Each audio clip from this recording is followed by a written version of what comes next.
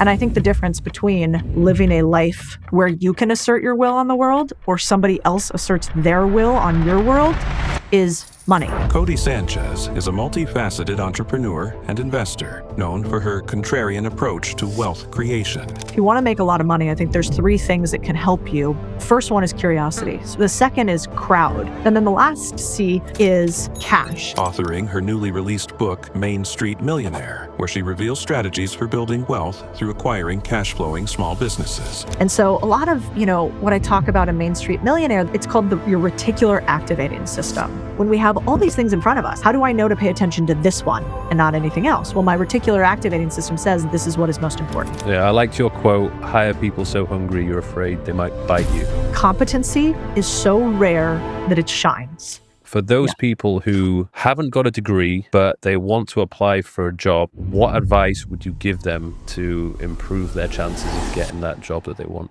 First of all, Codie Sanchez, thank you for joining me today and squeezing me in during your hectic day, which you've already had, and it's 10 a.m. My pleasure. I'm excited to be here. Whereabouts are you at the moment? Austin, Texas. Yep. Capital of Texas. Okay. Yeah. Well, I'll tell you what, that is one of the places that's probably on the top of my list that I need to go to when I go to America. I'm long overdue a trip to America, so I'm going to try and make it happen start of next year. Austin's a beautiful little city. It's surprisingly small, but punches way above its weight class. It's the capital, which is cool. There's a giant building here. We Texans are proud of our large buildings, so it's bigger than the U.S. Capitol, which is a very Texas thing to do. And it also has this weird dynamic of being hippie and music-based. Elon's here, and then also in the middle of Texas. So, yeah, it's a cool spot. Nice. So with everything that you've got going on, which seems like a lot, you seem like an absolute savage. What would you say is the most challenging of all those projects? I think your understanding of challenge or difficulty really changes with every year you do something. And so the thing that most people would find the hardest is probably running a large holding company and a portfolio of small businesses and having businesses that do, 60, 80, $100 million in revenue. That felt really hard and impossible for a long time. And I never thought that I would be able to make a ton of money. I was like a chronic, debit card overcharger. And but today, actually, the part that feels the hardest is something new. It's building the media company. So contrarian thinking is where I spend the most amount of my time. And we just launched a book. And so you're just higher levels, different devils. And I'm learning a new game, which is the game of media. And how do you build a 21st century media company where your highest leverage idea is your audience? And how do you serve them? How do you get them to pay attention to the things that you're talking about? Because I think there's no better form of capital or leverage today than actually attention. It's what everybody wants from us, is our eyeballs and our brains. And so we really got to try to do a lot of dignity to the people listening to make sure that your most precious commodity, I'm not taking advantage of. So that's the thing I'm obsessed with today. And when did this start off? Because you've not always been doing this. I believe you started off doing some journalism, and then you worked a little bit in the finance world for big companies, investing, and then you eventually parted ways with that.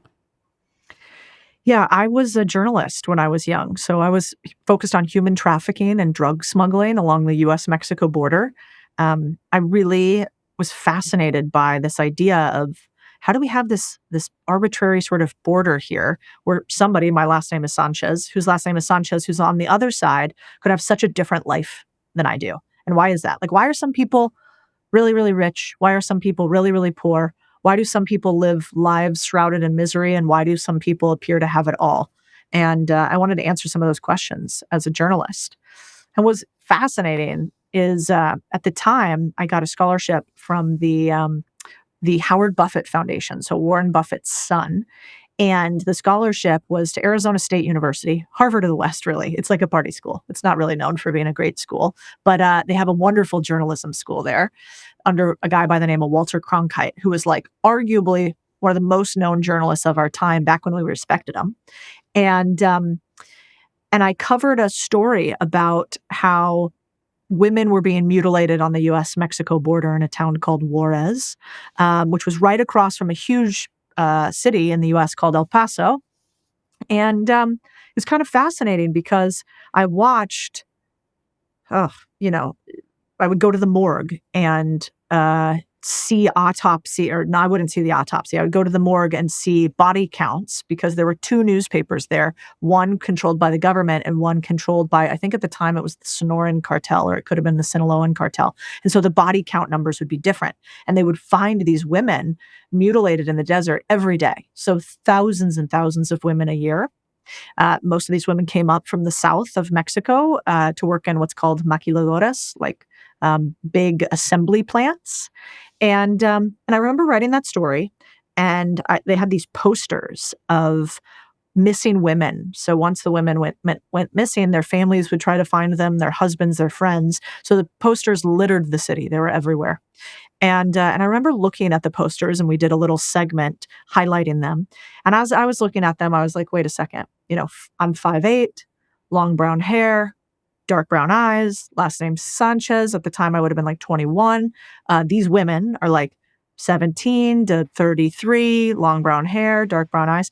And I remember just thinking that the difference between somebody else caring about whether you lived or died, somebody else being able to architect your life or not, is really money. And it stuck with me. And I was mad. I was really mad that this could happen to so many people. And the best I could do as a journalist was write about it. It was like, bring awareness. I'm like, that's not enough. Like, we're aware. There's posters, everybody. Nobody cares. And I think the difference between living a life where you can assert your will on the world or somebody else asserts their will on your world is money. It doesn't have to be fair, but it is like the great protector today. And so I started obsessing about how do more people get money, because I think that is the key to freedom. I'd imagine at the time you probably weren't coming from a place of much money. No. Oh, God. I mean, very normal. I'm middle-class family. Dad didn't get a chance to go to college. Mom was a 30-year special education teacher. Dad worked in small businesses forever. Kind of funny, Mike, he would never use the word founder or entrepreneur. He wouldn't even know those words. He would just say, oh, I sold rocks, because he sold marble and granite countertop, or he would say, oh, I import stone when he started an import business. So just no ego, no business IQ or intelligence. Very much my dad was like school of common sense. And my mom was like the only path out of, we weren't poverty, but the only path out of middle sort of mediocrity is education. And so I became obsessed with education and learning and this idea of business as the great lifter of humans. So when you were basically writing about all this stuff and understanding the importance of finance, you decided, oh, okay, maybe I should make this transition from going from journaling to finance. Yeah, well, I think everybody has a moment in their life where they realize, wow, the thing I'm doing right now is not the thing I'm meant to do. That if I could sit and flash forward 30 years in my current career at this exact spot and take over my boss's job, oh my God, I'd be fucking miserable. I don't want to be that person. And I think if more people stood in this moment, flashed forward in their life and saw 30 years out, they would think, whoops, I probably need to make a change. And that happened to me sort of luckily because I was in newsrooms. So I worked for the Associated Press for a moment and the Arizona Republic, a small newspaper back then. And I watched these journalists and their lives. And they were divorced. They didn't have any money. They would get really excited when a negative thing happened. And I remember judging that back in the day. You know how you judge people that are around you and you go, oh, this guy, how could he be like that? Well, everybody is just a petri dish taking on different inserts, different bacteria, different inputs. And whatever you put in the petri dish is what constructs who you are. And so my petri dish was not one I wanted. And in that instance, I realized, wow, if I stay here, my petri dish is going to get the same inputs they did, and I'm going to become them. And I don't want that. And so it only took a few really gnarly stories to come out where I started going, ooh, this is cool. This is great. This story, I'm going to cover it. And I'm like, do you want to be the type of human where you get excited at negative things happening in the world? Absolutely not. So maybe get into a profession where you can have a positive impact on people as opposed to chasing clickbait headlines. And so it was for that reason that I left journalism. I still love storytelling.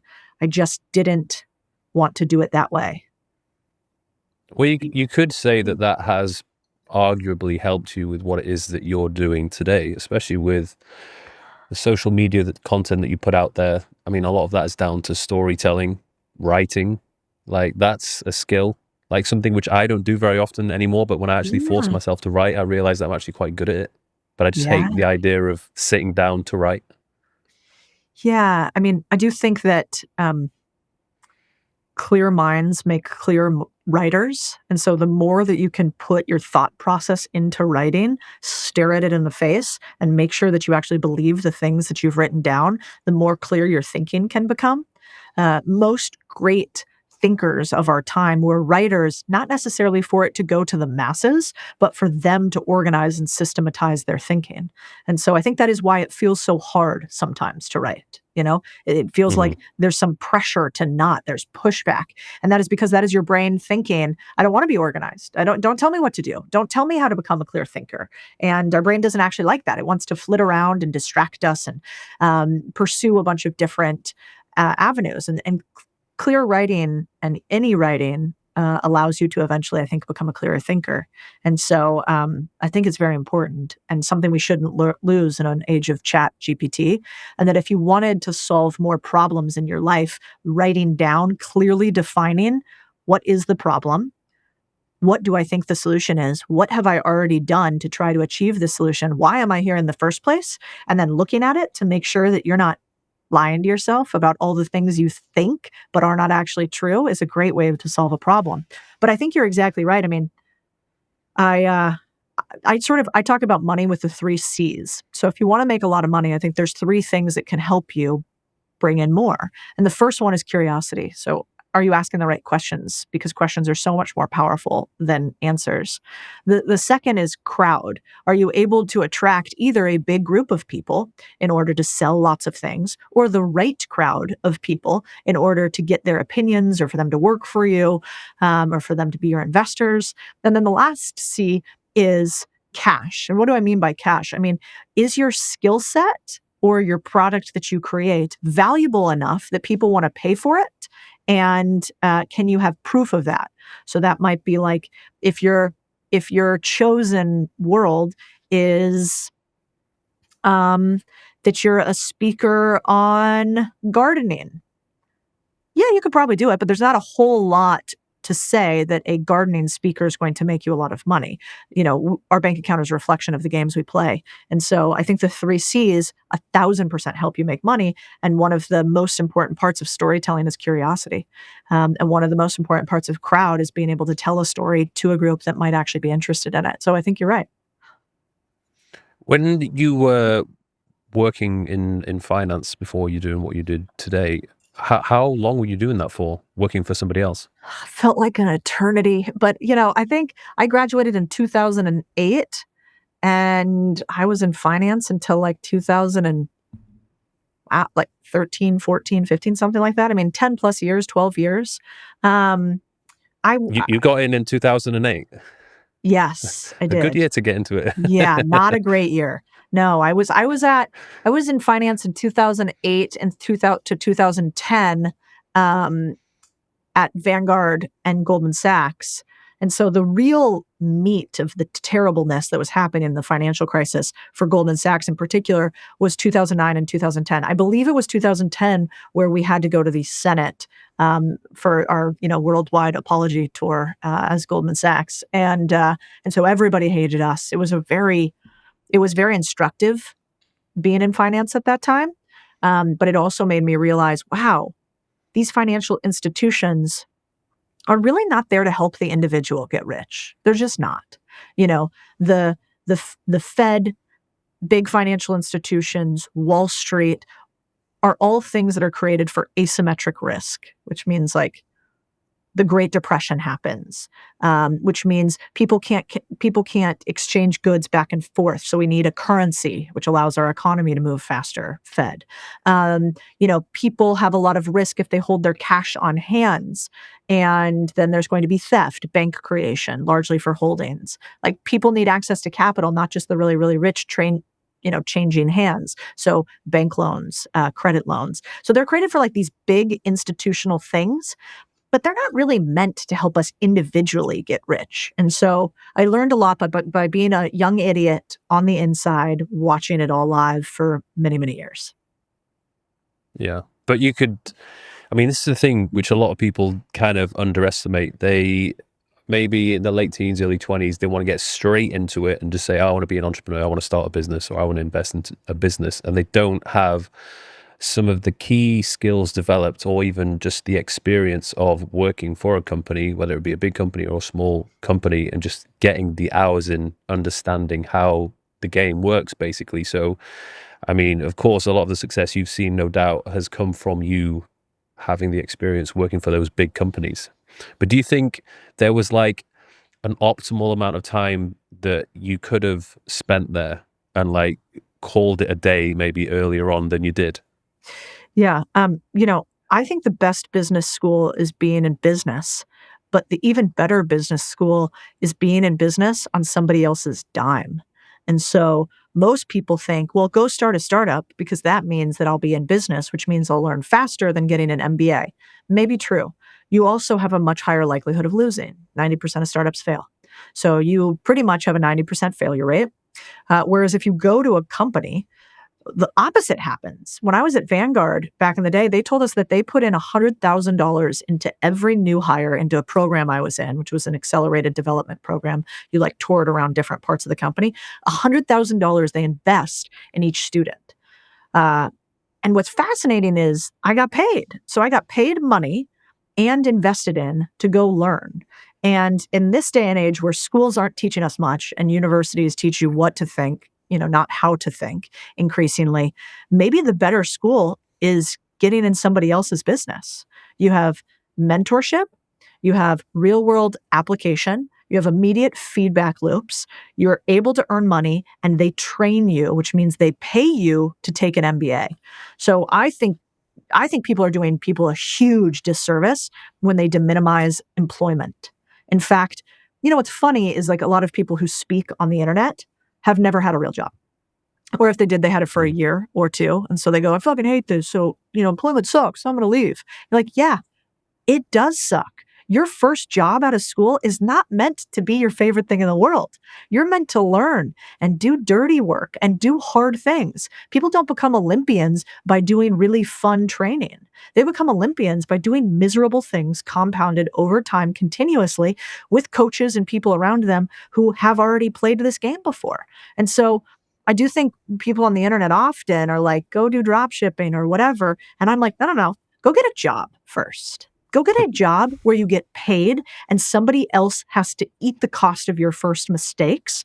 Go learn from them. Go get with the best company or the best leadership team that you can, where you can learn as much as humanly possible. And every time you get a task, say thank you. And the problem is, and I feel this because I was like this when I was younger too, and increasingly society tells us this, people hate to hear this. They're like, I want my job to feel good. I want to be needed and cared for. And I think really what you should be asking for is just make me better. Make me better so I can make more money. So eventually I can leave you. And if you have a good boss, which I know they're rare, I had plenty of bad ones, they should be like thrilled when you say you're going to go do your own thing when you're ready. And they should be sad because you were such a high performer. But I feel like people will hate hearing this portion. So we'll see how that lands. Yeah, it makes sense though. But I feel like there's probably more people now than ever who are deciding not to go to university because they either don't see the point or they simply can't afford it. So for those people who haven't got a degree, but they want to apply for a job, what advice would you give them to improve their chances of getting that job that they want? It's a great question.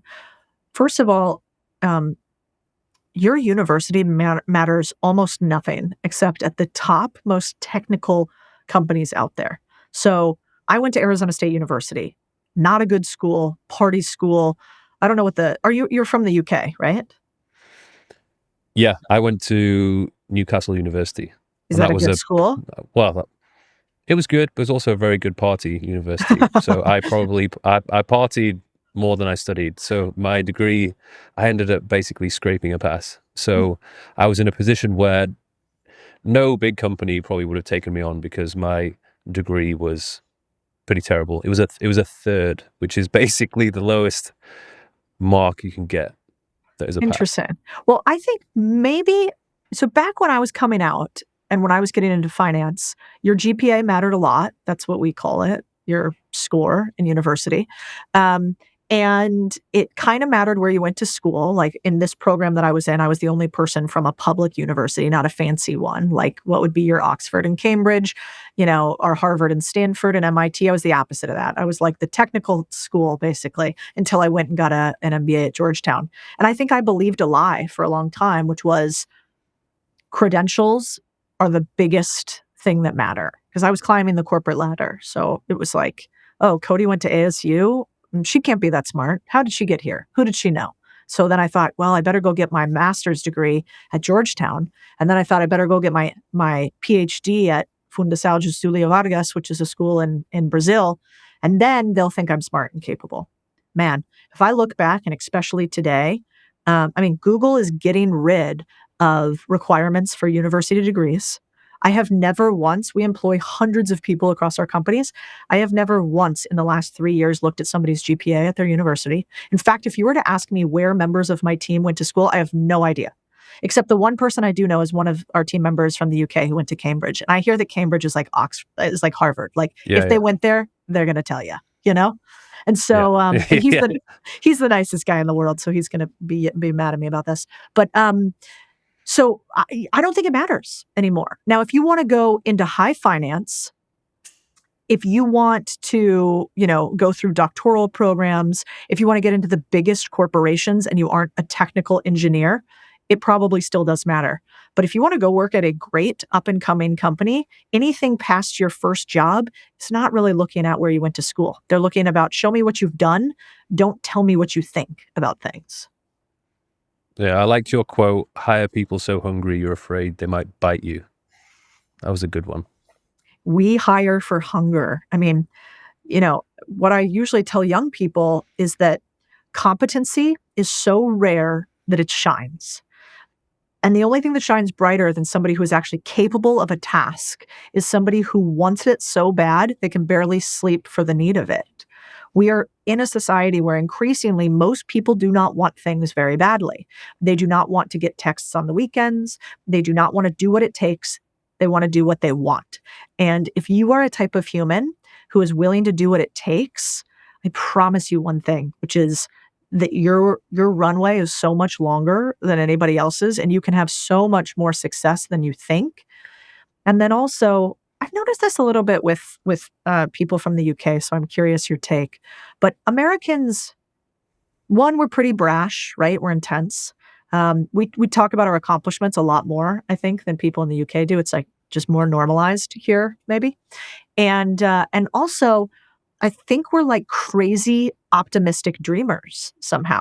And that might be one of our unfair advantages, is that it's really hard to build a startup, like really, really, really, really, really hard. And if you are not the most optimistic, irrational person out there, like you're just not going to do it. You're never going to try because it's just going to seem too hard. And so sometimes I think in the UK, if I could push people there for anything, it's that like you are a series of the things that you believe inside your head. So if you believe it's not possible, it's probably not. And if you don't have a why that's bigger than your how, you're probably never going to figure out the thing you want out of life. And there's all these reasons why we don't succeed. There's the government things, there's inflation, there's statistics. But at the end of the day, for most of us that are living in a first world country, you're your biggest problem. And the things that are knocking around inside your head telling you can't is probably the same reason that you can't. And so it feels touchy-feely Tony Robbins, except it's really fucking true. Yeah, I've done my fair share of traveling, and each time I go back to the UK, I feel like there's just not really there doesn't seem too much optimism or positivity. When I'm walking around, I'm looking at the people who are working their jobs, who are working behind the tills. Like, it just seems like nobody wants to be working. Uh, Now, I don't know if that's because people are just miserable with the current job that they have, or that they're just the type of person who is lazy and just doesn't really want to do anything. They just want it easy. mm, So I think it's kind of like a combination of both. But I felt for me, I mean, I was there for 29 years. I mean, I probably spent too long inside of the UK than I should have done. But I felt like I had to kind of get out. Like, it didn't feel like it was an environment that was super inspiring for me. Even when I moved to London, because London is where the action is, I felt like for me, it wasn't my place. Like, I felt like I was forcing myself to fit into this environment that wasn't really for me. So that was one of the things that kind of forced me to relocate. And I'd wish I'd actually relocated sooner. And I think that's a piece of advice I give to a lot of people. Like, if they feel like they're in a bit of a rut and they're not really progressing or they don't know what to do, I'm just like, just go live somewhere else for a bit. Like, just see what it's like, get some experience of, being in a different culture, being around different people, seeing what the lifestyle is like. And then you kind of start to figure out the things you do like and you don't like. Like, you don't have to stay in the place that you were born and brought up. And I think a lot of people, particularly when I made the move here in Dubai from London, when I first did it, this was 2019, a lot of people were like, oh my God, why are you doing that? Like, why are you going to Dubai? Like, are you yeah. not like afraid? Like, you don't know anyone? Like, are you going to be okay? And I was just like, yeah, I'll be fine. So I was probably one of those guys that had the American mindset of just being like extremely optimistic that things are going to be okay. Like, I think particularly in my mid-20s, I've had a fair amount of self-belief. So I just thought, well, hey, I'll figure it out. In worst case scenario, I can always go back home. Yeah. Well, I think you're exactly right. Like, if you want to change, you need to go to a place that has changed. And I think the easiest thing to do often is not change yourself, but change your surroundings. Very hard to break a habit. But if you can actually just get into a new situation and that new situation looks different, you will have to change. And so a little bit of change sort of snowballs, which is why we did a study on thousands of respondents in the US and asked them one question. Did you, is there anyone who hasn't left their hometown for at least 6 months, sometime in their life, that is successful? How do you categorize success? Multiple $1 million in net worth, above 2 million. And what we found was this was across Instagram and Twitter. And we got about, I can't remember the exact number, but let's say 1,500 responses. And of the 1,500 responses, 2 individuals were applicable. Oh, some balloons for you. 2 individuals basically said, we never left our hometown and we're worth a lot of money. So we followed up with those 2 to validate that that was true. And one of them is a friend of mine, Nathan Barry. He has been in Iowa his whole life, but everybody else had at some point to leave their hometown. So I think just the data tells us that what you're saying might be true. And the second thing, from a UK perspective, in particular, I sometimes think that countries are like humans. When we're young, we're idealistic. We are a little bit more brash. We take more risk. We don't care as much about looking sophisticated. We don't care as much about what other people think about us, right? When we're younger, we're more like that. Then as we age, we get a little bit maybe more sophisticated, refined. We also take less risk. We also don't think it looks as cool to be optimistic. It actually, pessimists look cool and optimists make money. And so I think it makes sense that an empire that's been around a really long time, that is more sophisticated in many ways than the US, has a lower risk tolerance overall. And that's just through data that shows that in the US, we start more small businesses than the UK. And also wants to look a little bit more sophisticated, that is more important in some ways. And so I think it's good to know, because if you know that this is a tendency of people around you, then you can change it. You can tweak it. And so a lot of, what I talk about in Main Street Millionaire, the book, is that it's called your reticular activating system. Have you heard of this? No. It's basically it's part of your brain function, which was created originally so that when you saw a lion and realized a lion was dangerous back on the savannah, your brain now goes, oh, anytime I see a lion, because Codie's paying a lot of attention to that lion, I am going to signal that lion sooner.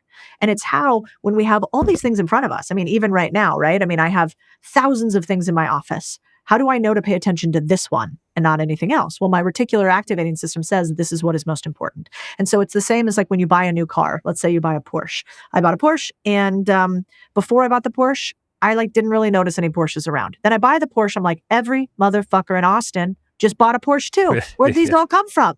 Right? And the only reason that happened is because I was looking at Porsches, I was checking them out, I was doing different things, and my brain says Porsche is important, reticular activating system. And so the cool part in the book we talk about is once you start to see money all around, once you start to see the ability of deals to be done all around you, you can't unsee it.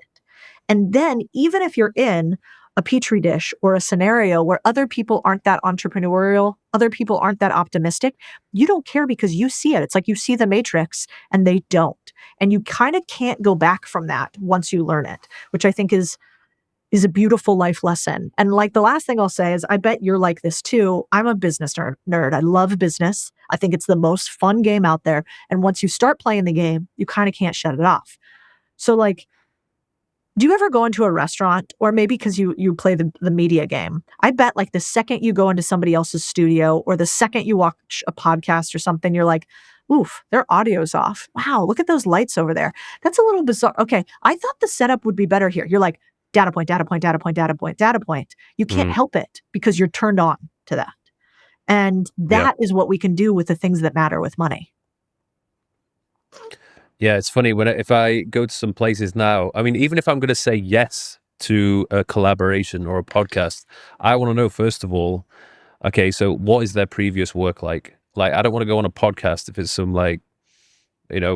terrible background audio quality, just the quality is not there. Or if I'm doing a collaboration and somebody's cameraman is, not very good or experienced, I'm probably going to say no. I have a standard which I stick to, and it needs to be this or better. And if I'm going to be doing something with somebody else, they also need to meet that standard. And you probably make the decision like this, right? You go, oh, look at that one. And you probably don't even tell your team. You just go pass. And they might not even say and they just, or it gets even better. And since knowledge is often contagious, your team probably just starts to know. And you go, I want to pass on that one because look, the lighting's really bad. They don't actually do social collab posts. It's remote. I don't want to do remote ones. The audio isn't that great. So next time, let's not do it. And so now you've just taught your team to activate their reticular activating system. And so I think that's actually one of the best gifts you can give people and team is, can you download sort of my program into yours that has helped me become really successful? And your brain won't have to work at it. It'll just be instantaneous. And that's really valuable. How big is your team now? Well, this business, Contrarian Thinking, where I'm sitting in our headquarters today, is about 30 full-time people and probably another 20 part-time or contractors, maybe 30. And then we have Contrarian Thinking Capital, which is our venture fund group. That's another 6 people. And then we have Main Street Holding Company, which is where we hold all of our small businesses. And those businesses, I mean, some of them have hundreds of employees. So it's a pretty big operation now, for sure. So for Contrarian Thinking, tell me why should I sign up to that? Well, it depends. It depends what you want. So Contrarian Thinking overall, the main thing we have is a free newsletter. And the free newsletter really has this one idea, which is the financial information your university never taught you and your neighbor never talks about, even the one who's richer than you. It's how do we unlock the secrets to wealth that are all around us? And can we get that in our inbox in a very detailed way every single week? And that's free. And then we have what I'm building that I'm really excited about, and I guess goes back to my mom being that 30-year special education teacher, is I think the university systems are so flawed today as to be borderline scams. Think about this for a second. How do we allow our youth to go to university, rack up their most serious debt that they will have except their house, and in some cases, even bigger than their house?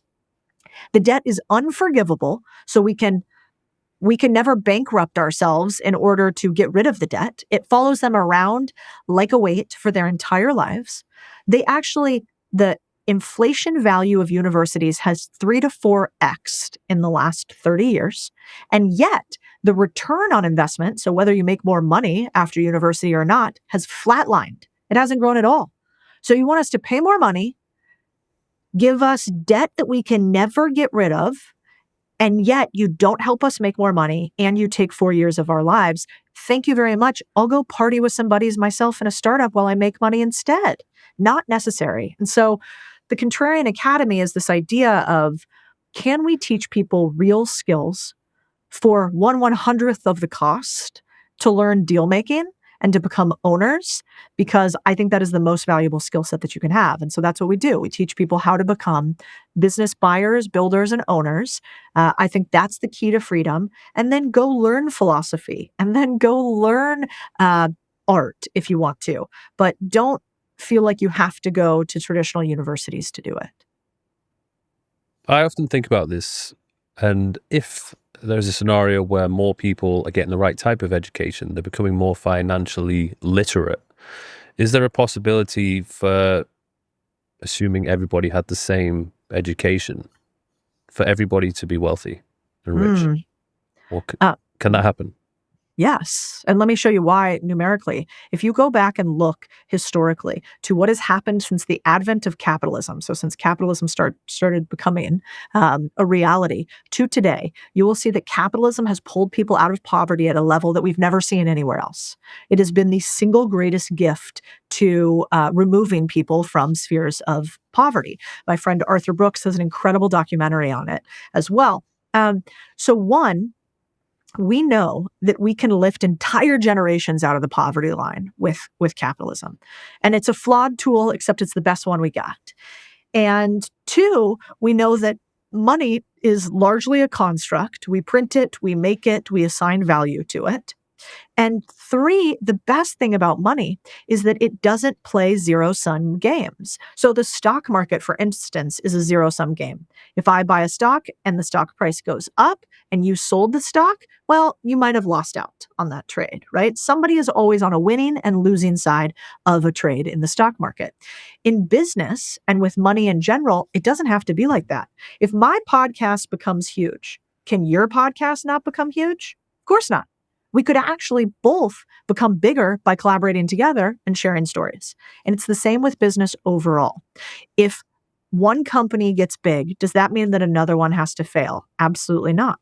There's no zero-sum game. And so, yes, I do believe that everybody can become wealthy. Now, can everybody become the top 1% or 10%? Of course not, because numerically that's just 1 to 10%. But can everybody reach a level of financial freedom in which they're content? Yes.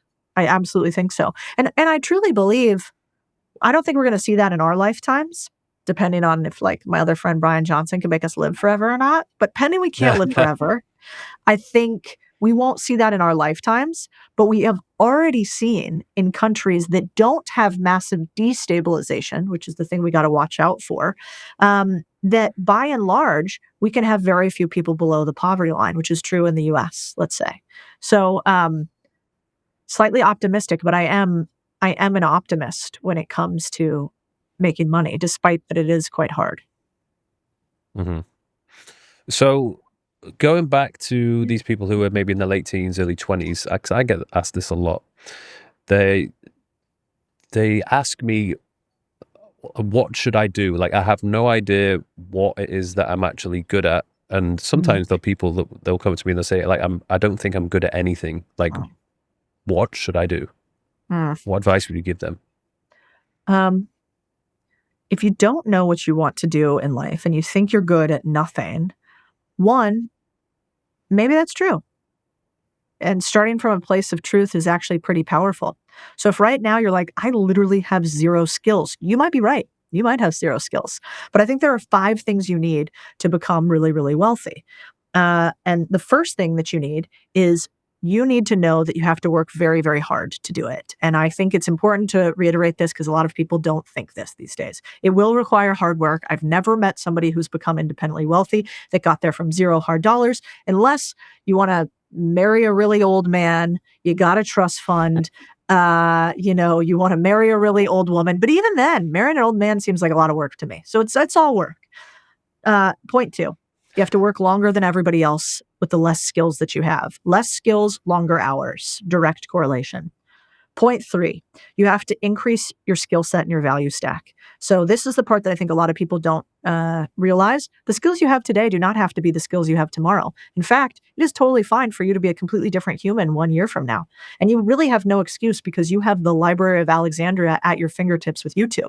So if you can increase your skill stack and the value of your skill stack, you can become incredibly hard to compete with.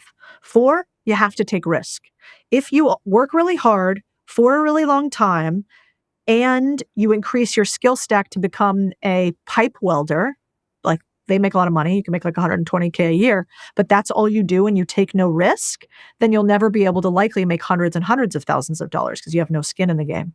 And then the last thing that you need to connect. You need to start creating a network of humans who you can get answers from, who you can sell things to, and who can help you grow. So as long as you put in hard work, long work, increase your skill stack, increase the risk you take, and increase your network, you'll be able to win over time. Do you think you can build the network if you don't have a huge amount to offer in the first place? No, that's why it's last. Okay. So you have to do the other things first and then you build the network. Yeah. And the only flip side to this is if you are young and hungry and you are willing to do irrationally hard work, if you are kind and curious, if you are giving, people who have had success before like to see themselves in young people again.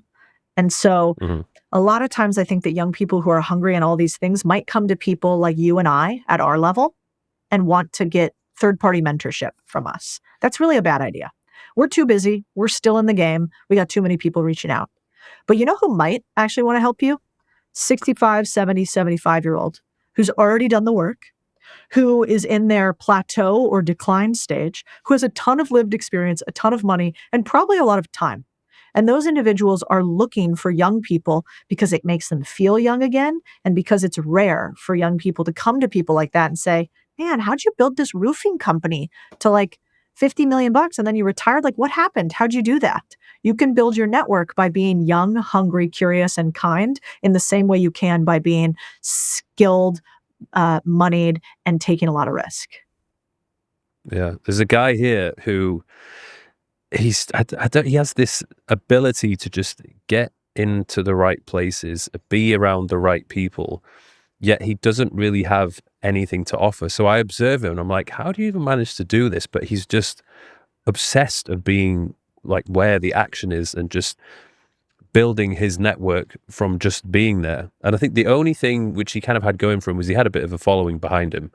So I think because he'd grown his following, he had a bit of an audience. He was like a somebody online. So that when he went out and about and he would network with people, he'd kind of show them the social media, and that improved his chances of, oh, okay, yeah, maybe we can link up or hang out or do something.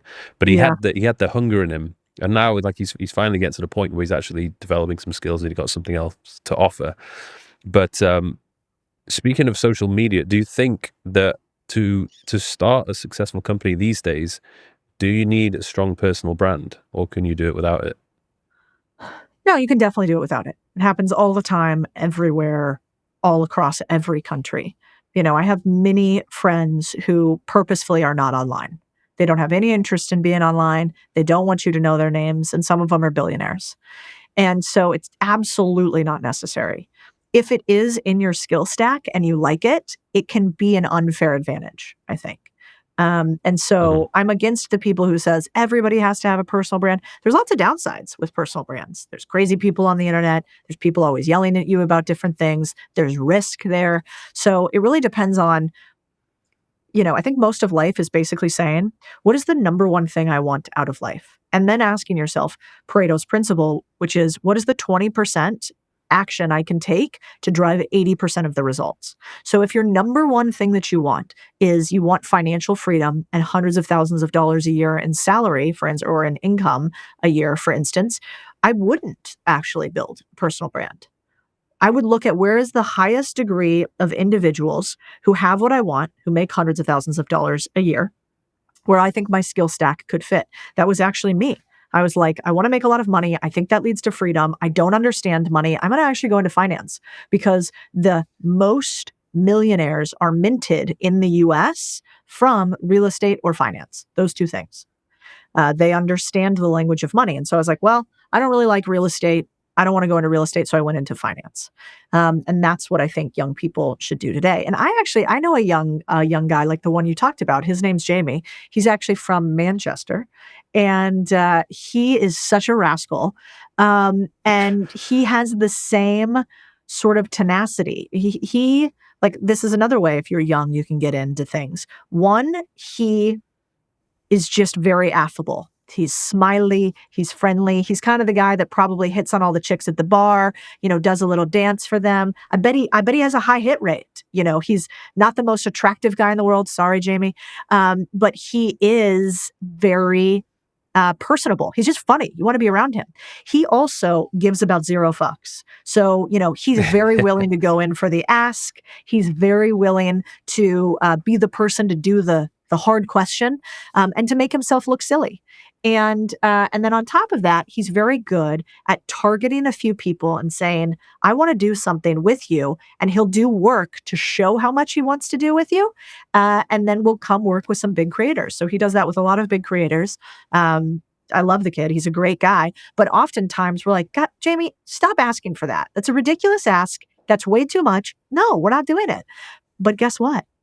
I bet a lot of people don't tell him no. And I bet a lot of times he gets the thing that he asks for, even though maybe his skill stack, maybe his background, maybe his whatever means he probably shouldn't be in a ton of these rooms, but he just wills himself there. Yeah. You literally described my friend as well.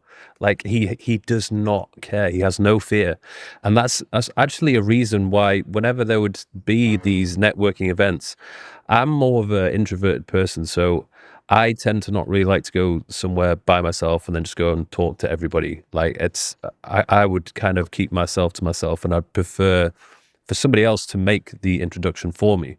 So Yep. I would go with this guy who just has no fear, will talk to everybody, and I would just tag along with him, and then he would break the ice, and then he would kind of just lay up the ball for me, and I would just put it in the net. Like it was like a perfect combination. And when people ask me like, "Oh, what's your advice for networking and meeting people if you're like a shy person, or you don't feel like you have a lot to offer?" I say just go find somebody who is amazing at talking to people and just tag along with them, and then literally anything could happen.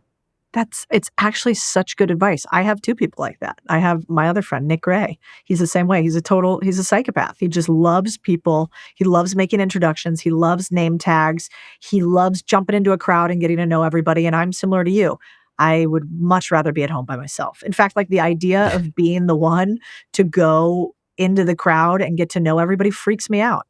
And then I'm like, I don't know anybody. I'm standing in the corner. Do I look weird? What's happening here? And so I often bring Nick Ray or my other friend Kim, because they're just little Susie Sunshines.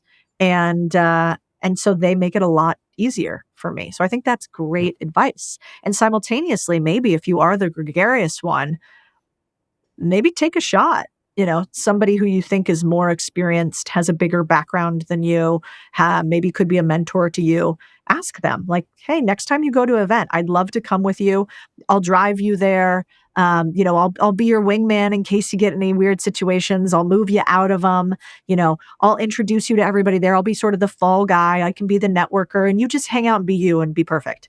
And I think a lot of people who have any sort of notoriety, like how do you get notoriety or how do you get success? Usually it's like intense personal solitude and focus. And so if that's the case, then a lot of people who are successful are probably a little bit introverted, because we plow that anxiety and whatever into our business. And so you probably could make a safe assumption that most people that are successful would really like a wingman, and you might be a huge value to them. Yeah, I always wondered, like, where would I be and what would my life be like if I was more extroverted? Like, if I was a super extroverted person, what would it be like? Would I be making more money? Would I have progressed further with my career? I mean, certainly I would have building the network and meeting people would have been a lot easier. But then I probably would have been so extroverted that I would have hated the idea of sat home alone to actually sit down and do some work. So that ultimately I would probably not get any work done at all. So I guess it's kind of good to have the balance. And if you are the type of person that's super extroverted, then maybe try and find a career path that involves you constantly being around people and networking with people. Yeah, it's a good point. So when you think about running businesses or buying businesses or partnering on businesses, you typically want two leaders. You want what is in EOS, a book on how to build businesses, they call a visionary and an implementer, excuse me. I never liked the word visionary because it sounds so pretentious. Like, I just sit up here and think about things while you guys do the work. It's just not my favorite word. But there is typically one person who is like, I like the risk. I've got the crazy ideas. I'm going to make moves fast. I'm going to be aggressive. I have what's called a high quick start. I move fast. And if that's you, that's me, then I need an implementer, which is somebody who goes, okay, pause. How are we going to do this? Where is the risk located? How are we going to get the team to do it? What are the details surrounding that? And those two match well together. And so I've seen multiple times in our businesses, there's a friend of mine, Jasper. He's the gregarious, extroverted one. He's the CEO of a very large company, and he has his partner, Bryce. And I would say Jasper is like always out there closing the big deals, going and meeting with the clients, coming up with crazy ideas. And then Bryce is like executing everything, hiring, running the business proficiently, et cetera. And the two of them work really well together. So I think you can have either, but it's nice to have a yin to your yang in the book. If you're looking to buy a business, I obsess on the operator that you bring on. And so I don't want people buying jobs. I want them buying businesses. And the way you do that is you get the right partnership. So it doesn't necessarily mean you have to be 50-50, but in business, it's hard. And having somebody that you can do business alongside is really important. And like, we have a perfect fit checklist, basically. So how do you find the person who is the right fit for you? Just like, how do you find the business that's the right fit for you? So I think that's a good point. You mentioned before briefly about mentors. Now, is that something which you would recommend? Have you had mentors over your career? Yes, I've had mentors over my career. I would never call them a mentor, most likely. And the reason why is that seems like a lot of weight. When people say that they have mentorship programs or schools or groups, I'm like, oh man, to me, a mentor is like somebody who's going to hold you and steer you through your career and take you along with them. And it's not something you can do for very many people at all. So I had a lot of mentors who never knew they were.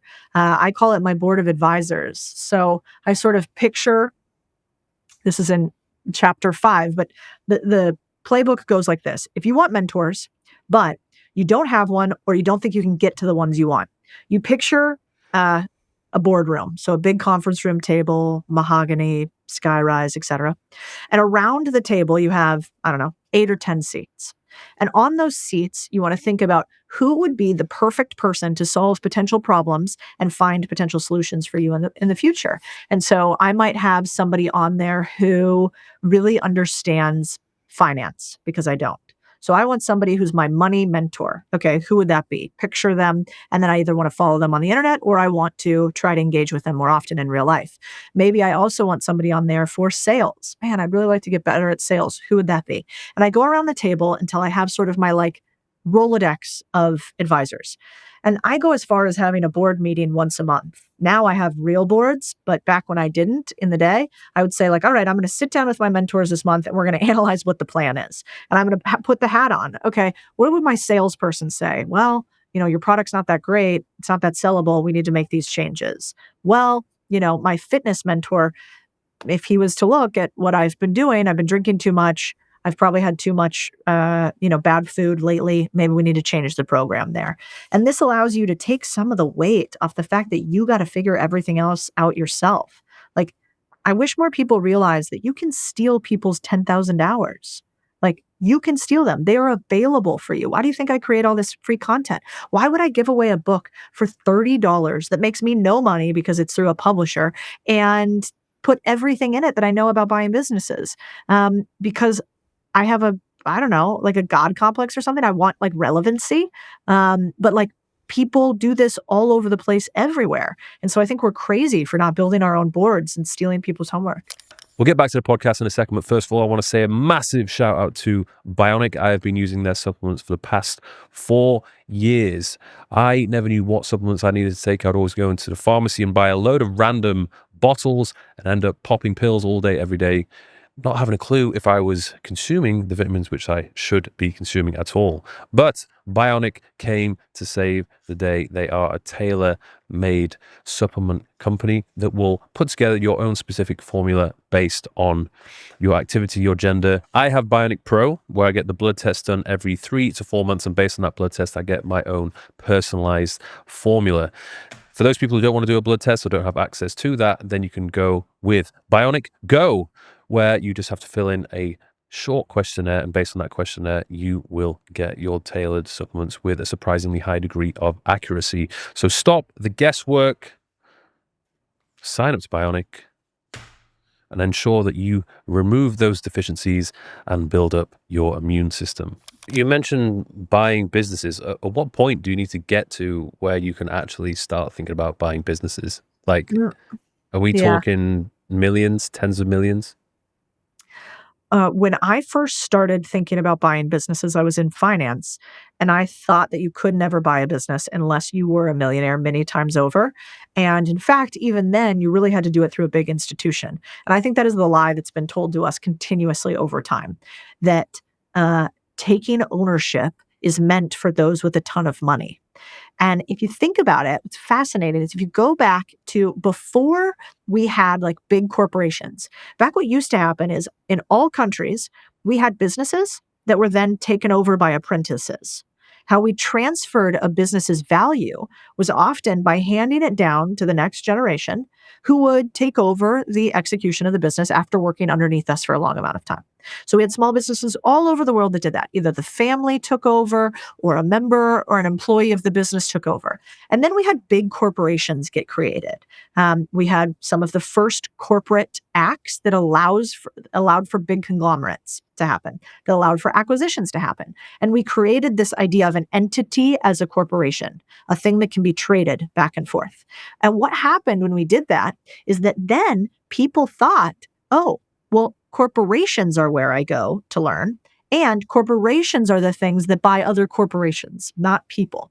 And what my whole mission and thesis is that actually we were stolen from.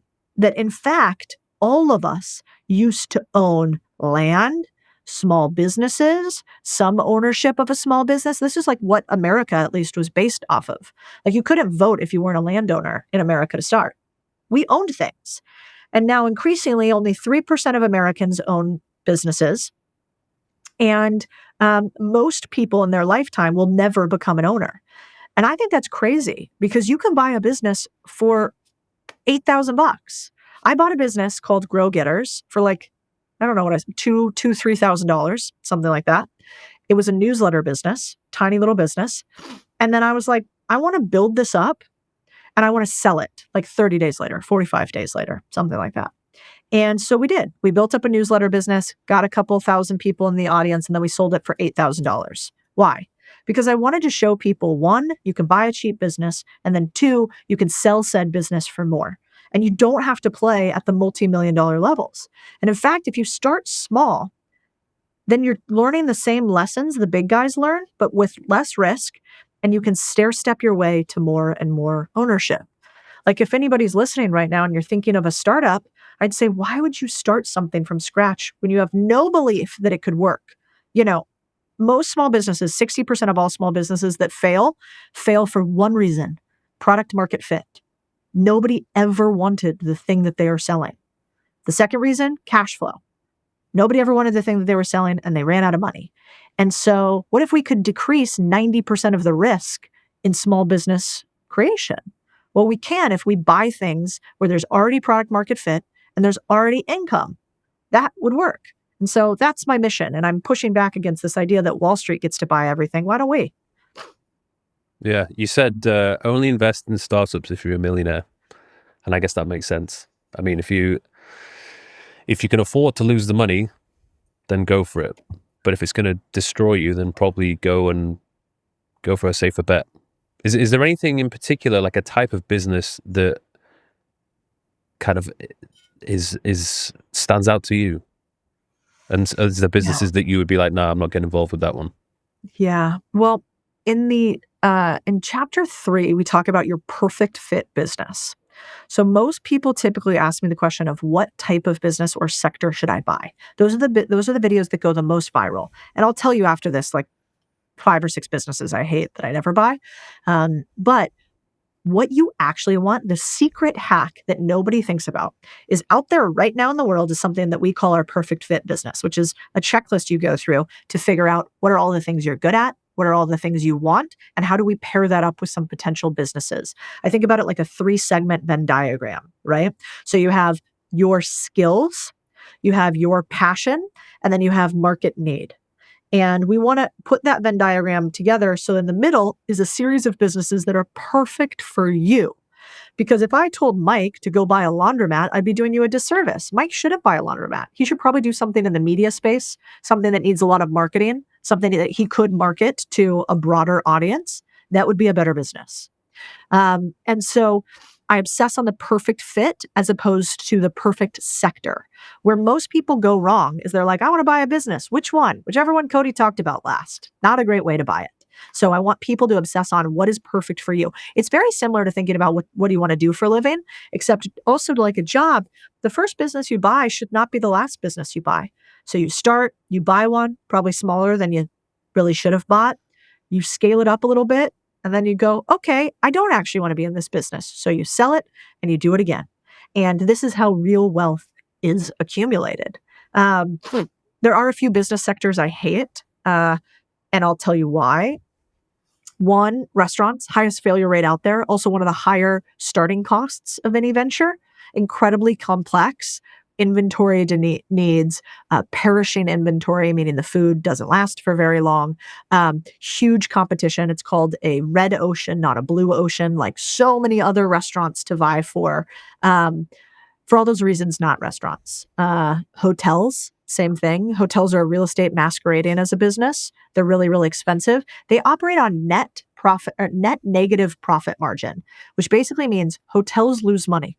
The only way that hotels don't actually lose money and make money is their tax write-offs. This is crazy.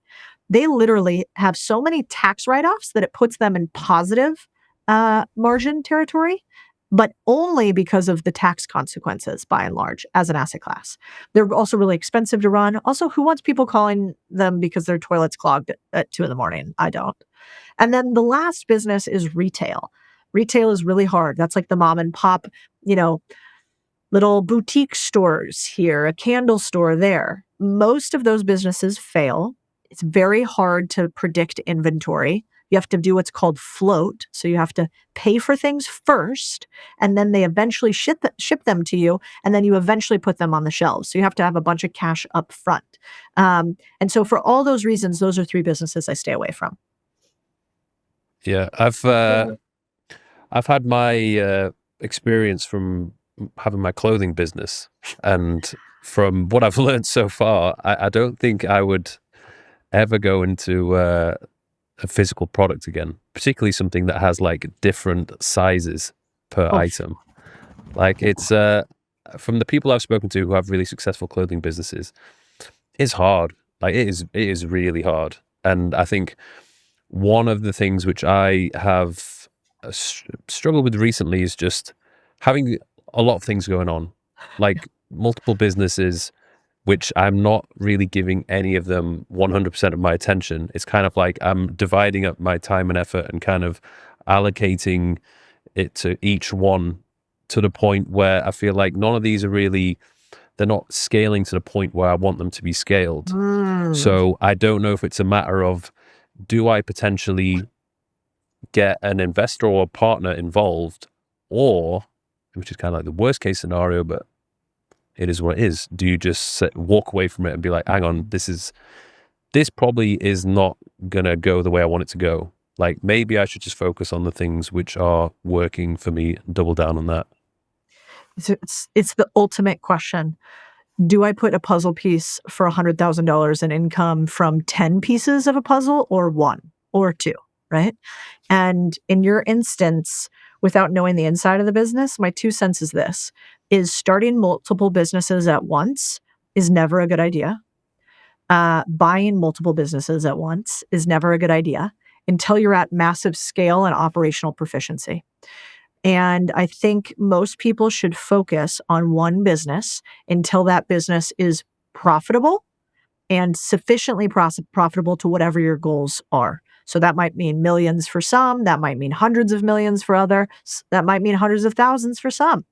But I don't start new businesses until my current ones are profitable. That's one. And then if you have businesses, I mean, the magic word to making money is, once you find something that's working, focus and cut out aggressively anything else that isn't working. Now, my difference between me and maybe other people is, because I'm obsessed with deal making, I would never shut down a business. I sold a business for $8K. Why? Like, we have a lot of businesses, because every business has some assets that are valuable in it. So if right now you have a little newsletter, if right now you have a sideline merch company, if right now you have a supplements company, whatever it is, and it's not doing much, somebody will pay for some of those assets. And then you also get a hell of a story, which is, I transferred this business to somebody else. I sold this business. I exited this business. And that's a much better story than closed it down. Now, sometimes you do just have to kill things. I mean, Google has an incredible list. I think if you guys search like the Google kill list, they've killed something like 190 different businesses at Google, because they know that their one thing is so valuable that everything else is an opportunity cost. So I think for you, the question would become, not should you get a bunch of different operators for a business, but what 1 or 2 concentrated bets do you want to take? And how could you sell off the assets of all the others in order for you to really focus on what's easy and winning, not what is difficult and thus needs to be done differently? Yeah. Yeah, I think there'll be some big decisions which will need to be made. I mean, because the thing is, like, everything is actually, it's making good money, but it's taking something which is making, it could be 40 to 100,000 pounds per month, and then wanting to take that to, okay, how can we take that to like 500,000 to £1 million a month? Like, yep. Just the level up that is required. You can't just rely upon me doing some like organic posts and features in a YouTube video, being like, hey, buy these shorts. Like, it becomes increasingly more complex. And when it comes to operating and hiring people and overseeing everything, as you said, it's a lot of work, and maybe that time and effort is better off focusing on the thing that's really, really working. 100%. Well, one, opportunity cost is probably the least understood framework in the world, which is that every decision we make costs us something versus another decision we could make, right? And so you have to ask yourself, 1, what do I want? Most important, Oracle of Delphi, what do I want out of the next year, 3 years, 5 years? I can only really focus on 2 to 3 things per quarter, 4 quarters in a year. Of those 2 to 3 things I focus on, how reasonable is it to think that with the limited resources I have, they can help me achieve my goal to the highest Pareto's principle, 20% that drives the 80%. And so each year we do something called the Vision Dashboard, which is basically across all my companies. I have a little bit of an unfair advantage in this way, because private equity always buys multiple companies and puts them together. That's literally the business model. For entrepreneurs, it is not actually so normal to have a bunch of different separate businesses. But that is because I don't start all of those businesses. If you look at the historical returns between an accelerator, so that is the thing that starts a bunch of small businesses and puts them all together in hopes they grow, and the returns between a private equity fund where they buy businesses, you'll see Private equity funds make billions. Most accelerators shut down. There's been one good example, really, of a strong accelerator, which is Y Combinator. And all the rest of them, by and large, are underperforming. So that means that's a game I don't want to play. That's like saying I want to play ping pong professionally because I think it'll get me jacked. Well, it is activity and exercise, but it's unlikely to have your outcome you want, right? Like I don't see very many jacked ping pong players, so I probably am not going to use that as my highest likelihood for a six pack. Same with the accelerator model. So then you go, okay. So instead, I want to focus on the few of them that are really profitable. I want to sell them. Maybe you keep a little equity in it or something like that if they do well. And then I want to plow that money back into the main things, or I want to sell a portion of it to an operator and say, you run this bad boy, pay me from future profits of it, but you got to be an independent center of gravity. You can't rely on me as your distribution engine. And so these decisions, I think, are the difference between hundreds of millions and millions.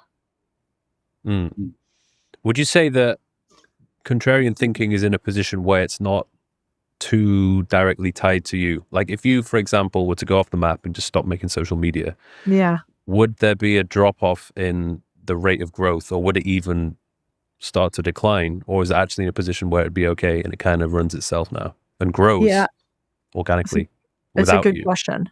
Yeah, the question you have to ask yourself if you're running a business is, do you have a business or do you have a job? And a lot of people have a job that is tax entitied as an LLC or a C Corp, thus feels like a business. And the way you know that is whether the business continues to make money without you, and you have systems and processes in place in order to make that happen. So Main Street Holding Company, our portfolio company, that business runs itself. I don't run the business. All of the underlying businesses are not reliant on my distribution.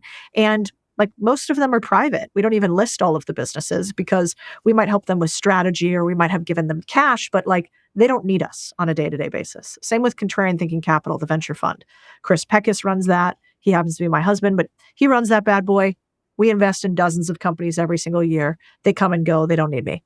Now, contrarian thinking is absolutely still a job for me. This is a business where I am the driver for it. I am the main media arm of it. We would still continue to make money if I wasn't around, but I am highly needed in the business still. That won't be the way forever. Maybe in the next year or two, we'll start to bring on additional talent. We'll start to add additional revenue streams, and we will make it not the Codie show. But right now, for sure, I'm still in it. And it's also okay if you're still in your business and your business is a job to say that. And then you start to work yourself out of the business. Yeah, like I have my fitness app, which is probably, by far the most profitable thing, which I've got going for me. But I really enjoy it, and it's like really easy to promote because I literally love going to the gym. Like if I could go every day, I would go every day. And it's just like, it's so natural for me to talk about the training I'm doing and link it to the app. So people are like, well, how do I get in shape? And I'm like, well, I literally tell you everything you need to know inside of here. So if you want to know, then I recommend that you sign up. So that's fine. But I do wonder if at one stage, well, it's never going to happen because I'm always going to train. So I can't see how it would just not continue to grow.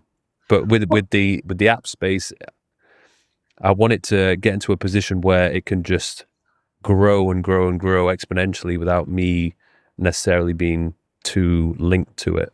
So that's my current goal at the moment, is just how can we get it to grow without me being sort of the face of it. Yeah. That makes sense. Well, that makes all the sense in the world. Well, the best way to get to where you want to go is to follow the roadmap of somebody else who did it. And so in this instance, I'd probably be looking at the Sweat app. I'd be looking at Ladder, which is an app we have an investment in.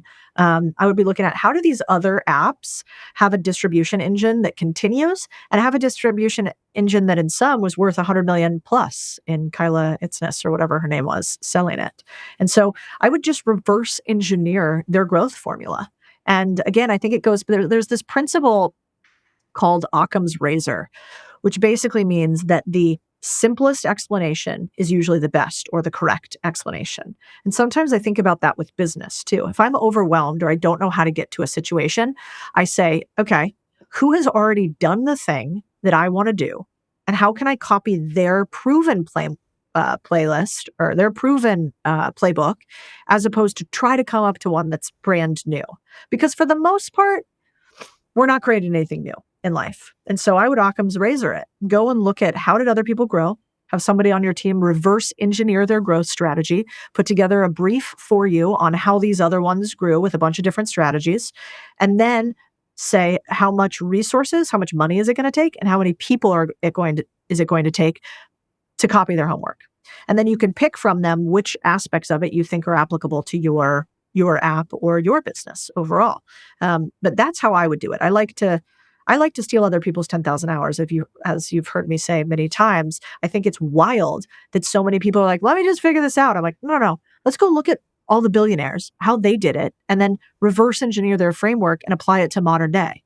And, that's why, in the book, for instance, all I do is start stories with how somebody has already achieved something and the reverse engineer of it to show you it's possible and a very specific use case, and then give you steps to do it. That's how I think money's made.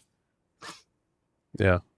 I'm curious to know from your journey of investing, and also how sometimes it's so important just to say no. Like, you obviously can't say yes to everything. And I would imagine as your social media has grown, you've been podcasting really interesting people. No doubt you will have so many people throwing opportunities your way, being like, hey, I've got this business idea. Do you want to invest in this? Do you want to be a part of that? I want to know what things you've said no to that have really taken off. Oh, yeah. Like, where did I miss a big opportunity? Yeah. Oh, yeah. I mean, one of the earliest ones I can think of is Robinhood. I had an opportunity to invest in Robinhood back in the day at, I don't know, I wrote about it on the website so you could see the exact dollar amount, but God, like pennies on the dollar. Like, basically, I would have gotten $100,000 in Robinhood for free. I had the money at the time, and I just thought it was a dumb idea. I'm like, gamify stock market? I mean, it sounds so obvious now, but back then I was like, this is dumb and never going to work. And also I had my bias on there of like, I don't think it's a very good idea. Like, I don't think you should day trade. I don't think you should gamify feeling good about buying and selling stocks. That's like probably not good for society. And so I said no. And I think that cost me like, I don't know how many millions of dollars then when I first wrote about it. Now it's probably tens and tens of millions of dollars. So that was brutal. I also started a few businesses. One in particular with a partner that was a bad partner for me. I'm sure they're a great human in general, but a bad partner for me. And I structured the documents so poorly that I had to buy them out for millions of dollars because they owned part of the company, and I didn't structure it right, and I couldn't get rid of them, and they were sort of cancerous. And so anyway, so a lot of your decisions in life that make you the most money will not be actions taken, but humans chosen. And so I remember that now a lot. Like, I do not partner with anybody now until I have known them for at least a year and watched their work product for at least a year. I also only partner with people. This partner means give equity to them. I only partner with people that have already done the thing that we are going to do together. And I only partner with people that have a history of winning. And those things have kept me out of some difficulty. But yeah, I mean, I'm sure I've lost cumulatively tens and tens and tens of millions of dollars in deals missed. I'm really interested in the topic of partnerships because I feel like if you do want to either create or be involved with multiple businesses, then it's going to be impossible to do it by yourself. Like, you're going to need help. You're going to need the right partner or partners. So, I mean, is there anything that you are doing now which is just solely you, or are all these new projects and ventures partnerships? Well, one, you've got to read the chapter on structuring. I'll send it to you because there's a whole section in structuring on how to not do a partnership, like how to fuck it up, and what a good versus a bad partner looks like. Most businesses fail or succeed because of the founders or the leaders of a company. And so while I focus a lot on how to analyze companies, maybe the most important part is always the people. And so the structuring chapter is interesting because I wish Like I wrote it because I was so pissed. When I first wrote this like 3 years ago, we had partnered with this guy and I thought we were buddies, and I Ah, thought, ugh, we wanted the same things and I let him into the circle and just he got under my radar to where I almost didn't analyze it like I would a normal business. And so I'm like, of course you can run the company. Of course you get part of the company just for work and no money down. Of course I'll buy the business and you won't. Like that all makes sense. Of course, like I know you don't like to be micromanaged, so I won't be all over you like all my other companies. And at some point, we realized, oh fuck, the guy's stealing all the money inside of the company. Like literally stole all the money out from inside of it, brought his partner to Dubai. You'll have to watch out for him there. And so we couldn't even go after the guys and their money because they weren't based in the US anymore. It was crazy. And, and then proceeds to post shall negative I go things, and look for him? go and beat him Shall I go up. and find him? Yeah. Well, yeah, you're a big gonna be dude. easier I for should me. send you after him, actually. We'll split the proceeds.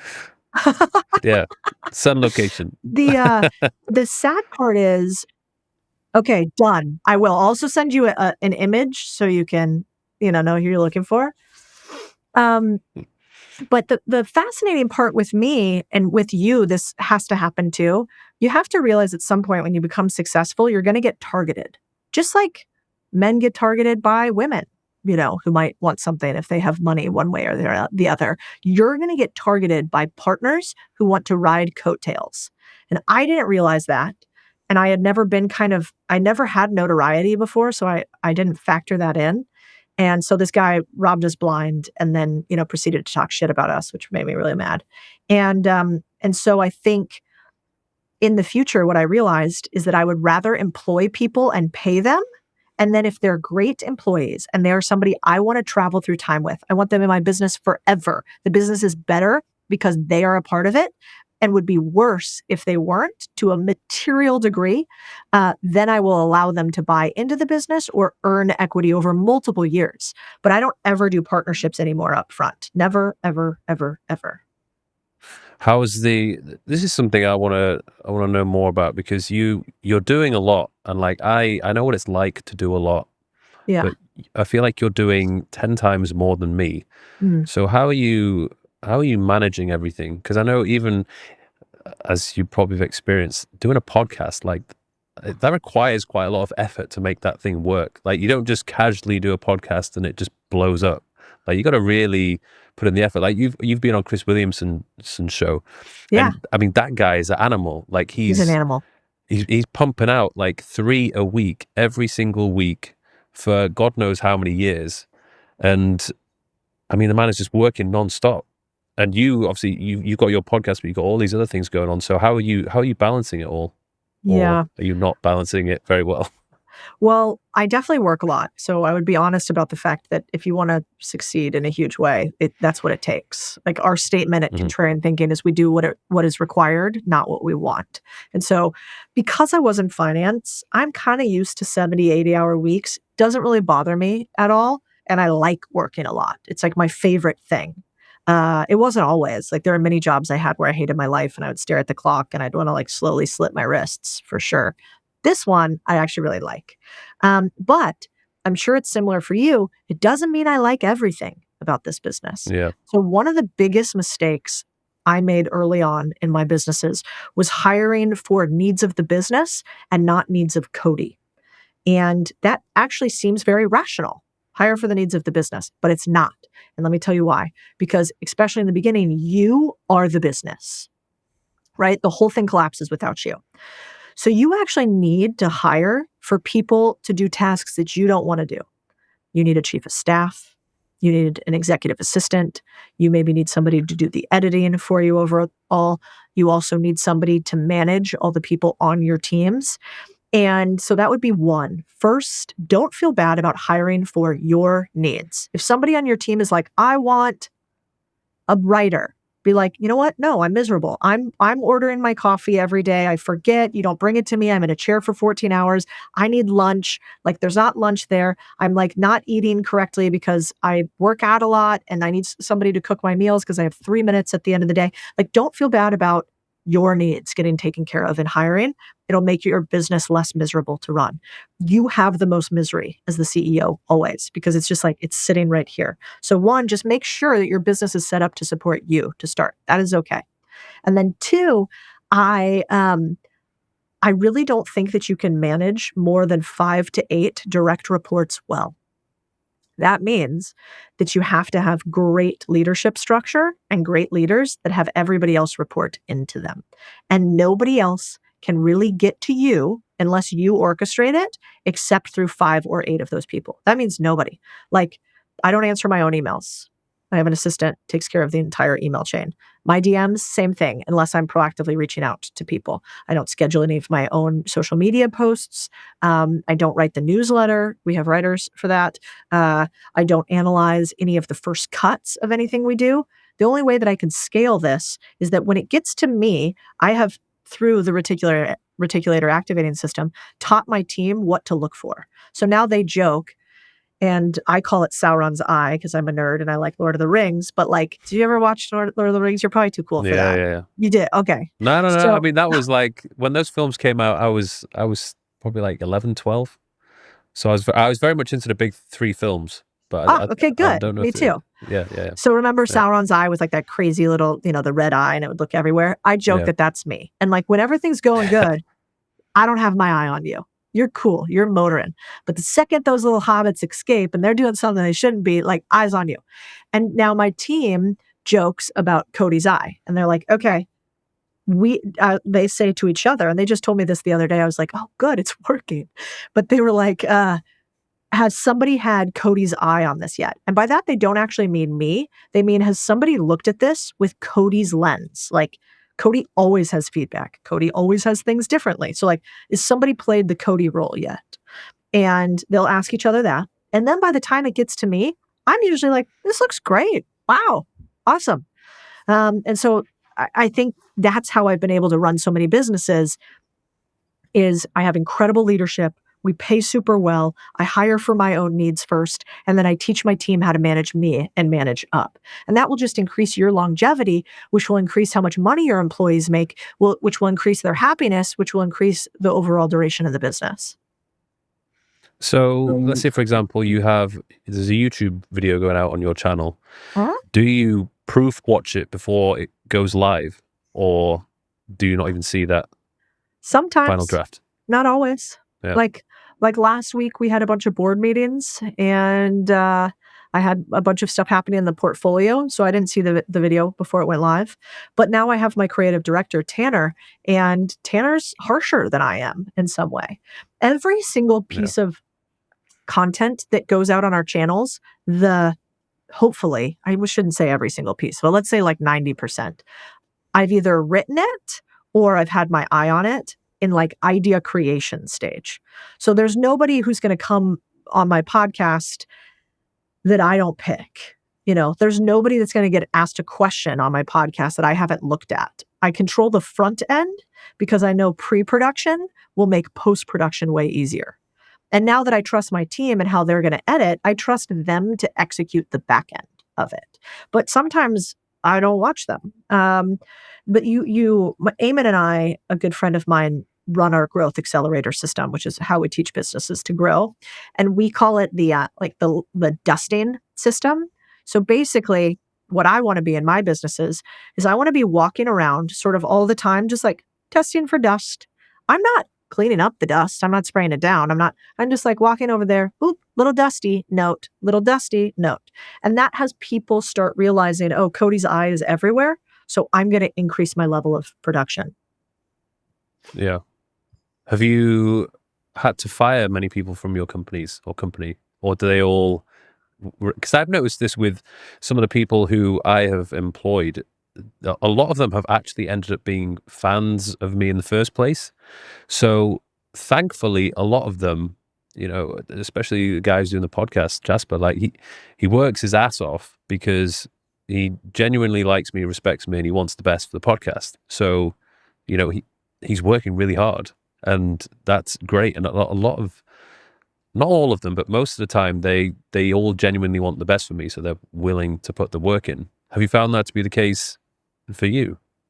Well, I think upfront screening is crucial, which it sounds like you're good at if they're staying for that long, and if you feel like it's a good fit. That's the most important part of the hiring process, because if you think about it, I consider it a fail every time somebody comes to our business and we have to fire them. Because that means like we have the information advantage. I know more about the business than they do. So it's really kind of up to me to be sure that it's a good fit for them. So every time we have to fire somebody, or somebody gets let go, I sort of take that as our personal failure, not theirs. It's not like this person sucks. This is why. It's like, why didn't we catch that? Or what changed here to make this not a good fit? I would say I have two thoughts on firing. One is, by and large, I don't think your people should ever be surprised by getting fired. And so what I mean by that is a lot of times you hear stories about like, I got fired, I got let go of my company.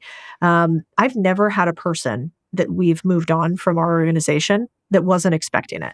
That wasn't like, we've had performance reviews, it wasn't working out. Where can we help you move on to next? And this was a natural next step progression. And I think that's a sign of like dignity and respect in your workers. Now, that said, we move fast and hard at contrarian thinking. So the company we are today versus the one we were 3.5 years ago when we started is like 12x bigger than it was then. We move much faster than we do then. And so I will say, like, most of our executives from when we first started out are no longer still at the company. We have 2 main execs that are, but a lot of them, you get into a company like this and you're not sure you want to grow that fast. And I think that's totally okay. The flip side of that, though, is that all of those executives that weren't at this company are now doing sick other things. 2 of them still contract for me, like they started their own company and still do stuff with us. Same with my old COO at my last company. She's now the CEO or the head of that Latin America business. So I think the real question is, I don't expect people to stay with me forever. I expect them to work really hard while they're here, to be mission aligned, for there to be a huge umbrella for them to stay within. And if they don't stay here, I hope they go on to like really big things. And that would be a sign that we're bringing on incredible people and training and leading them up. And maybe even they let me invest in their stuff next. But yeah, usually people won't last at this company if they aren't willing, if they're not top performers. This is like a top performer only culture. Yeah. How have you found podcasting so far?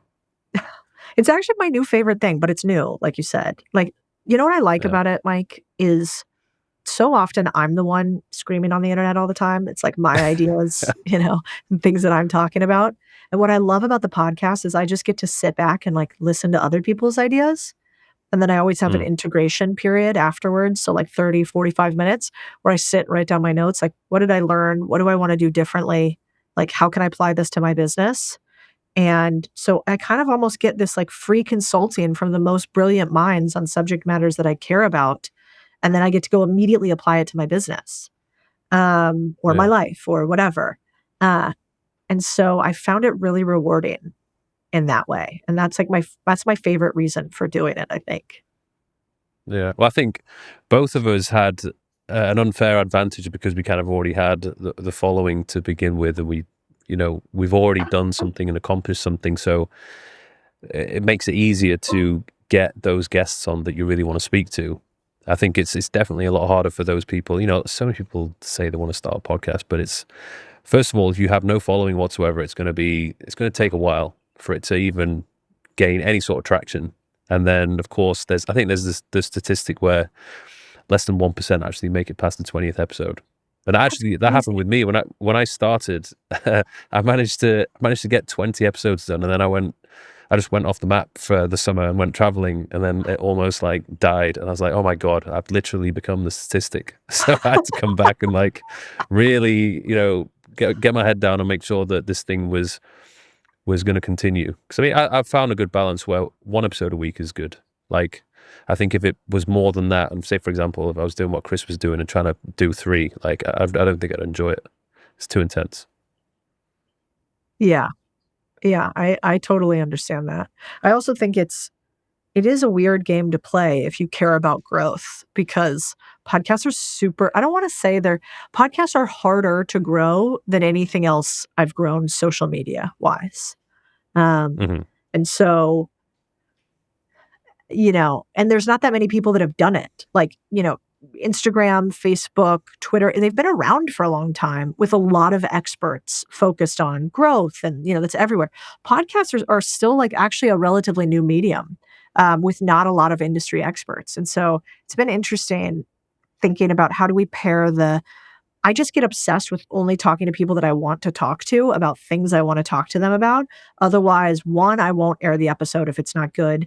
That's happened twice already, which is like, again, probably my fault. Yeah. Really? And then 2, yeah. Have you ever not aired an episode?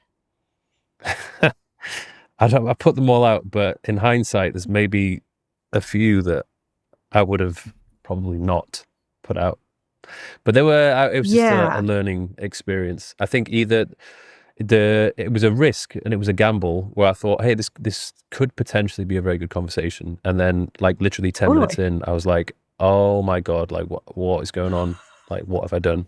And then it's the worst. There's been just some issues with the remote podcast as well. Like on the other person's end, it's just been like maybe not as professional as I'd liked. And kind of, if it's not professional on their end, then it brings down the overall professionalism and quality of my podcast, which I'm trying to keep to a high standard. So it's like, yeah, that's annoying.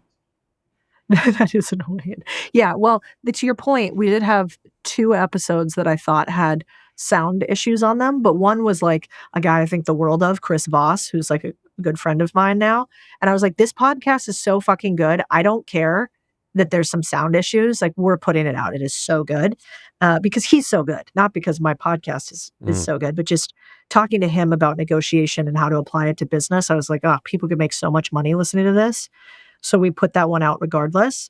But there were 2 episodes, and one was a friend. So that was a weird conversation to have where I just was like, oh man, I can tell you haven't done this a ton and it's my job to pull it out of you, but I wasn't skilled enough to do it. And so I just blamed it on myself. It was like, I'm so sorry. I wasn't on my game here. For that reason, we're not gonna put it out. And I'm sure you felt too. There's also nothing worse than being interviewed by a not great interviewer. Like, yes. when they start with like, so tell me about your background and how you got here. You're like, what the fuck? I don't know. I just want to start making up stories, I think. Just like, Yeah, that's why now I'm way more selective, because earlier on I would say yes to people because I was kind of like, I was friends with them all, maybe like business associates, and I wanted to do them a favor. I was like, look, if I come on, it's going to help you out, I'd do it. And then they just came with like just really poor preparation and the most boring questions ever. And I'm like, come on, like people already know this. Like, ask me something new or exciting. So I think now unless it's a big podcast, I'm not massively that interested, to be honest. Yeah, I think it makes sense. Yeah, and I think also energy just sort of transfers, which is my woo-woo Austin vibe. And I think you only have so many hours in the day. You get decision fatigue when you have to make too many decisions. When you're on a podcast, you have to be on. That's like respectful to the host and to the audience. And if you're going to do all that and the energy is not great and it takes it out of you, then your opportunity cost to your other businesses is not great. And so I think that is a totally reasonable thing to do. And at the end of the day, I have a couple friends, like Chris Williamson actually being one of them, where, sometimes I'll text him or we'll text back and forth about like kind of funny asks that people have, and I don't really like saying no. So I'll have to think about like how to be a wuss, but also say no, and, and I think that is a huge skill and success, which is making people feel good and letting them know that you're honored by options, but like it doesn't fit for you. And And that's hard to do, as opposed to like another friend of ours, Alex Hormozy, who like just doesn't care. He's just like, no, period. Respond, Yeah, he just does not care. I think he's even become more savage with some of the posts he's put out recently on social Yeah, and media. like good for him, I just don't Yeah. have that. I'm still a little bit too much of a wuss on it. Also, to be fair, I think sometimes it's seen differently, men and women. Like if a woman just goes no, period, whatever, there's like a vibe that comes from that sometimes. And I think it can like really trigger some people, especially dudes. So I try to make sure I'm like nice, but also, hey, that's not on the agenda, right now. Like I had this guy yesterday, Mike, do you ever get random text messages? Like they find your number somewhere? With my Dubai number, yes. Somehow. Yeah. People Yes. trying to like, I don't know if they know that I have a clothing company and they're just offering me like all these materials and textiles. I'm like, how the hell have you found this number? Please go away. Yeah, you got to give them some credit. But yeah, I had some random person reach out to me yesterday or Sunday. Yeah, Sunday. And was like, I'm such and such. No, I think they started with, what's the end goal? So I had assumed we had a conversation before. I'm like, I'm sorry, who is this? And they said their name. And then they said, and they said, oh, well, it's not anybody who could help you on the internet now, which I know seems like the goal these days. So I was like, is this an underhanded dig from a stranger I don't know? Like, what's happening? And so I just wrote back like, hey, I don't think we know each other, but like weird way to start a conversation. Like, wish you well. Feel free to unfollow and like not converse with me. Have a great day. And, and then the reaction from that was, you suck, you're the worst, blah, blah, blah, in which I get blocked and then I just block. But like, it's a truth that if you're going to do big things, you have to say no to people. And that some people, just no matter how you do it, are never going to like it.